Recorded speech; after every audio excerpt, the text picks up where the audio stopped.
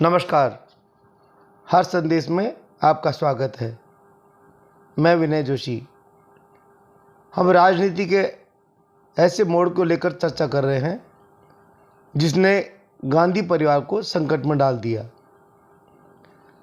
हमने भारतीय राजनीति में देखा है कि भारतीय जनता पार्टी जब विपक्ष में थी और विरोध करती थी, मुद्दे उठाती थी, तो वो मुद्दे पूरे देश के मुद्दे बनते थे और सरकार को कटघरे में खड़े करती थी।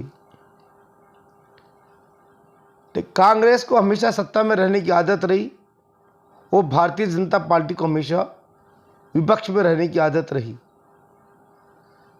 पिछले 10 साल में लोकसभा में पहले विपक्ष को बोलने का मौका दिया जाता था और बाद में सत्ताधारी दल भारतीय जनता पार्टी बोलती थी। विपक्ष ने इस रणनीति का फायदा उठाया। कांग्रेस और विपक्षी सांसद लोकसभा और राज्यसभा में अपनी बात तो रख देते थे, लेकिन जब भारतीय जनता पार्टी बोलने लगती थी तो शोर शराबा हो हंगामा करते थे, जिसके कारण सरकार अपनी बात नहीं रख पाती थी। विपक्ष इतना हंगामा करता था, चाहे वो प्रधानमंत्री बोल के नहीं बोल रहे हों, कभी कांग्रेस ने शोर शराबा को नहीं रोका।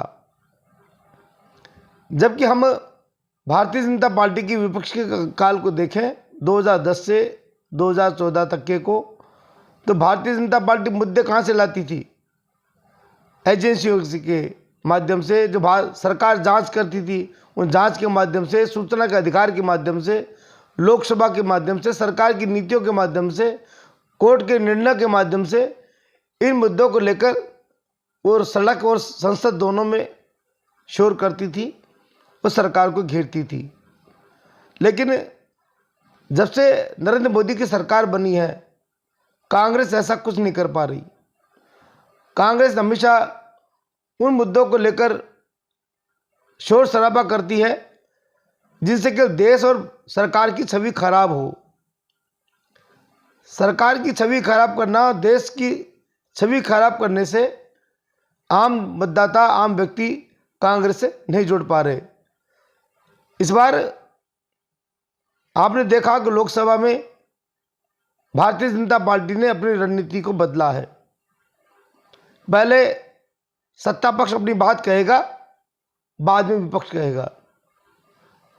राज्यसभा में जॉर्ज सोरोस को लेकर जबरदस्त हंगामा हुआ।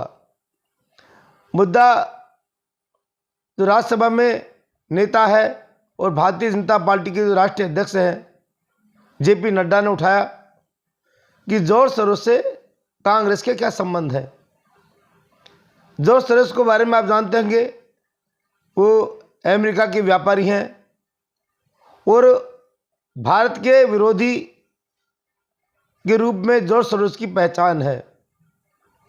जॉर्ज सोरोस ने जो नक्शा जारी किया, या जॉर्ज सोरोस का जो मानना है, उसमें वो कश्मीर को भारत का अंग नहीं मानते।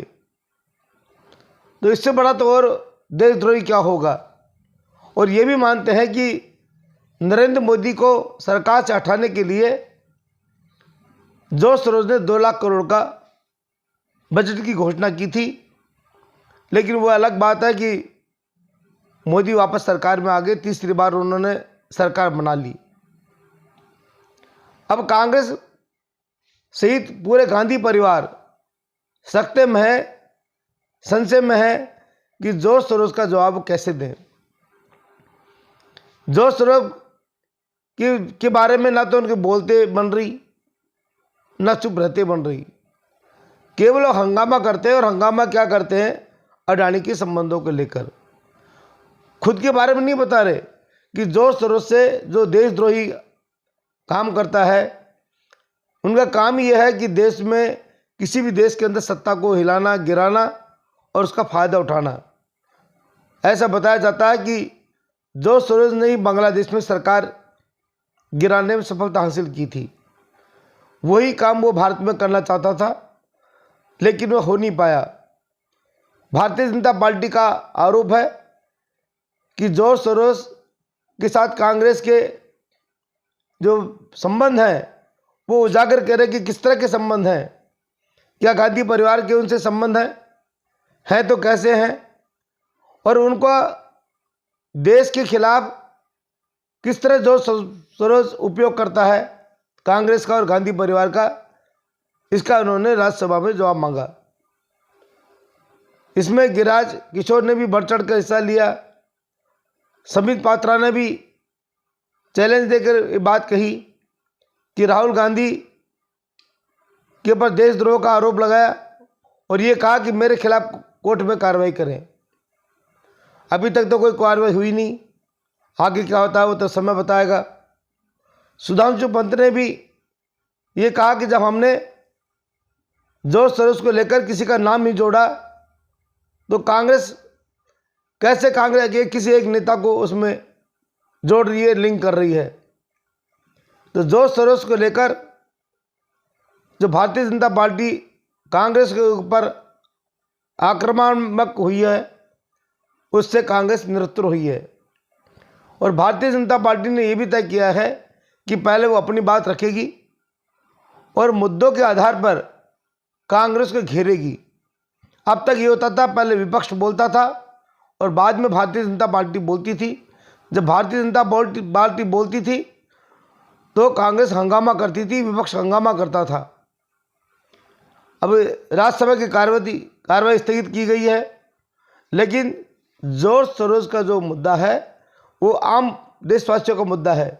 आम देशवासी चाहते हैं कि आखिर में जब कांग्रेस के ऊपर आरोप लग रहे हैं कि जॉर्ज सोरोस से उसके क्या संबंध हैं, तो कांग्रेस को बताना चाहिए।